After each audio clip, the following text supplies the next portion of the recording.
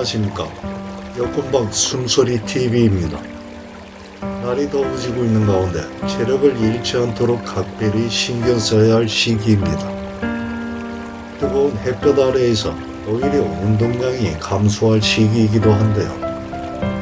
모쪼록 건강하게 여름 나시기를 바랍니다.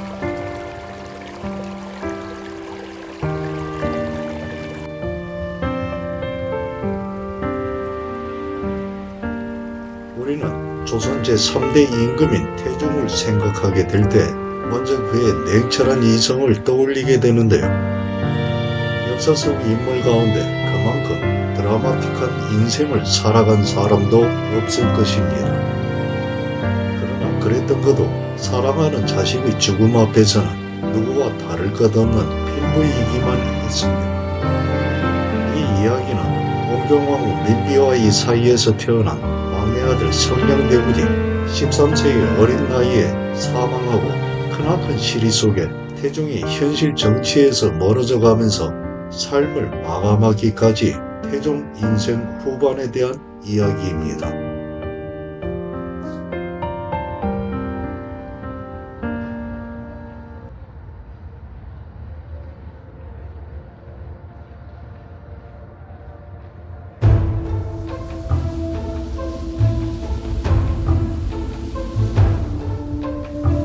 묵묵히 인내하며 때를 기다릴 줄 아는 사람, 그러다 결단하면 한치의 흔들림 없이 냉철하게 상황을 이끌어가는 사람, 바로 조선 제3대 임금인 태종 이방원입니다. 태종 이방원은 냉혈한이 아닌 비견할 사람을 찾을 수 없을 정도의 매우 냉철한 성품의 소유자였는데요. 그랬던 태종도 자식 앞에서는 한없이 약해지기만 하는 보통의 아베일 뿐이었습니다. 고려말 공민왕 때 온나라가 세운 쌍성 총간부를 무너뜨리는 데 공을 세운 이자춘이 동북면 일대에서 세력을 더욱 공고히 해나가고 있을 때 무예가 뛰어난 아들 이성계는 그 힘을 바탕으로 고려 왕조에도 영향력을 확대해가며 당시 기승을 떨치고 있던 왜구들을 토벌하며 큰 공을 세워갔고, 이성계의 5번째 아들로 태어난 태종 이방원은 문과에 급제하여 1390년 고려 공양왕 2년에는 왕명을 전달하면서 신진 4대부들과 교류를 확대해가며 뒷날 왕조를 바꾸는 역성혁명의 기초를 다져가게 됩니다.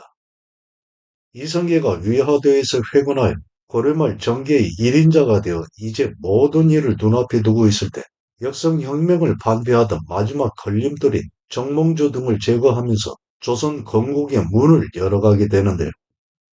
태종 이방원의 나이 25세일 때입니다. 그러나 막상 이시의 왕조가 열리고 나서는 정도준 등의 세력에 의해 철저하게 배척되면서 멸시당하는 시간을 인내해 가야만 했는데요.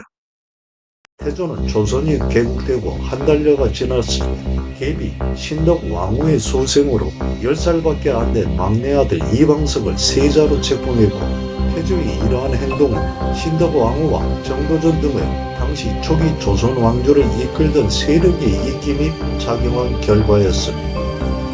1398년 태조 7년, 6년의 세월을 침묵하고 있던 태종은 그동안 자신을 제거하고자 해온 정도전 남은 등을 마침내 앞서 제거하고 이복 동생인 이방석과 이방본 또한 그들의 뒤를 따르게 하는데요. 이후 태종은 곧바로 왕위에 오르지 않고 동복형인 이방과를 조선 제1대 임금인 정정이 되도록 합니다.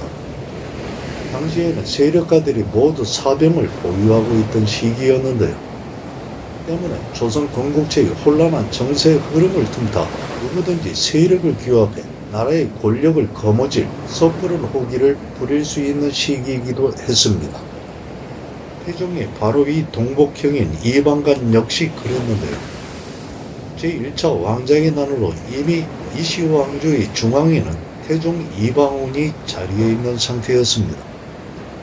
1400년 정종 2년에 제1차 왕자의 난 때의 농공 행상에 불만을 가진 박포의 이간에 휩쓸려 이방간이 사병을 동원해 개성 시내에서 이방원의 사병과 일대 격전을 벌였지만 패하여 박포는 처형되고 이방과는 동북 형제를 해하지 않으려 한 태종의 뜻으로 유배되는 것으로 끝나게 되니 이것이 제2차 왕자의 난입니다. 그해 11월에 정종이 양위하여 마침내 이방원이 왕위에 올라 조선 제3대 임금인 태종이 되는데요.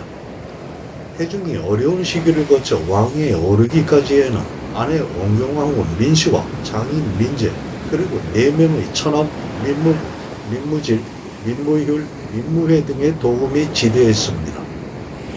조선이 개국되기 10년 전인 1382년 고려 우왕 8년에 지금의 서울 부시장격인 당시 한양 부윤이던 민재의 맏딸 민씨에게 장가들어 매번의 위기 때마다 아내 민씨는 물론 장인과 처남들의 지원을 받았고 조선이 개국되고 2년 후인 1394년에 폐쇄자들 아다들 양녕대군을 낳아 또한 외삼촌들의 애정을 받으며 자라게 됩니다. 태종이 왕위에 오르고 4년 후인 1404년 왕세자로 책봉된 양녕대군은 자라면서 행실이 멋대로였고 그로 인해 실덕하기를 반복해 언제나 태종과 어머니 원경 왕후의 예를 태우기만 했는데 때문에 조선 왕조의 기틀을 바로 세우기 위해 왕권을 공고히 해야만 했던 태종에게는 원내 지원하지 못하는 마음의 큰 짐이었습니다.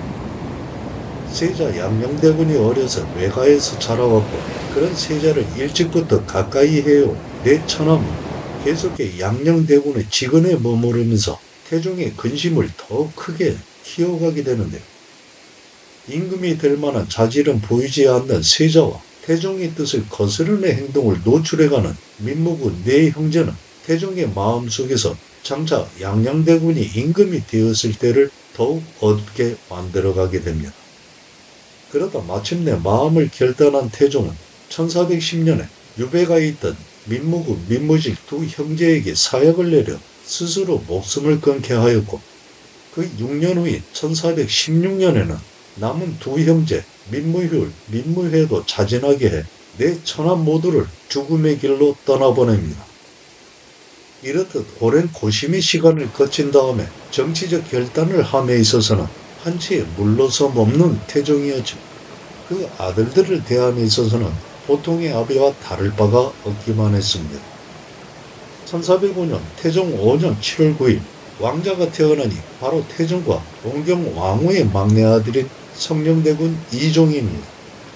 이때 태종은 38세이고 원경 왕후는 40세일 때입니다. 태종이 15세, 원경 왕후 민씨가 17세일 때 두 사람은 혼례를 치렀는데 공교롭게도 2년 먼저 태어난 원경 왕후가 이 세상을 떠나갈 때도 2년 먼저 앞서갔으니 두 사람 모두 똑같이 55년의 인생을 살다 이승을 떠나갑니다. 태종은 원경왕후 민씨와의 사이에서 사남 사녀를 두었는데 태종과 민씨는 당시로는 늦은 나이에 태어난 막내 아들 성령대군을 항상 가까이에 두고 무척이나 사랑스럽게 바라봅니다.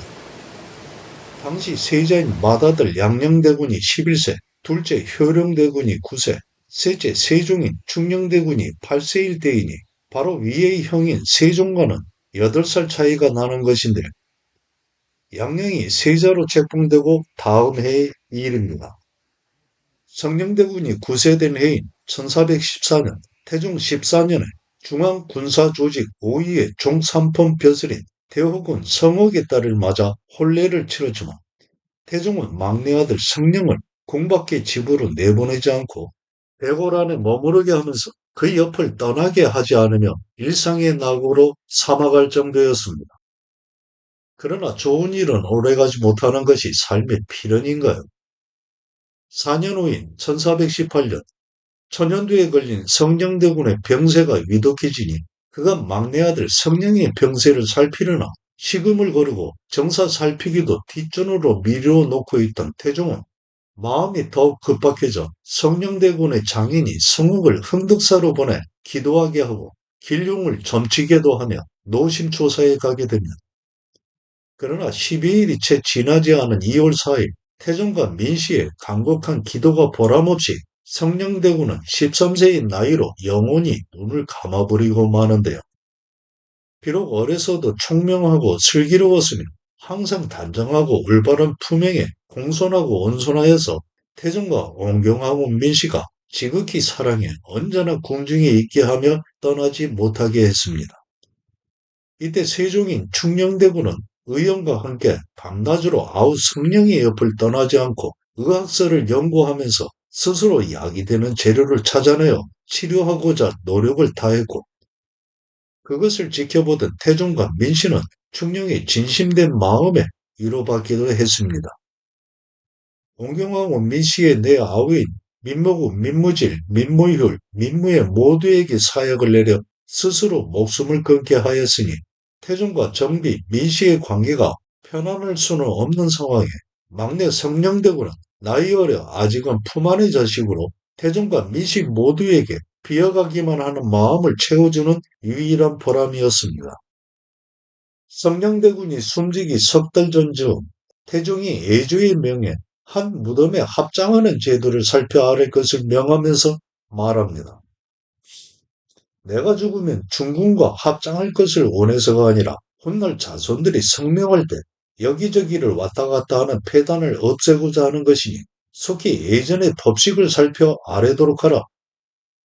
내가 장차 무덤 만들 곳을 찾아 수목을 심고 죽어 누울 곳을 준비하고자 한다.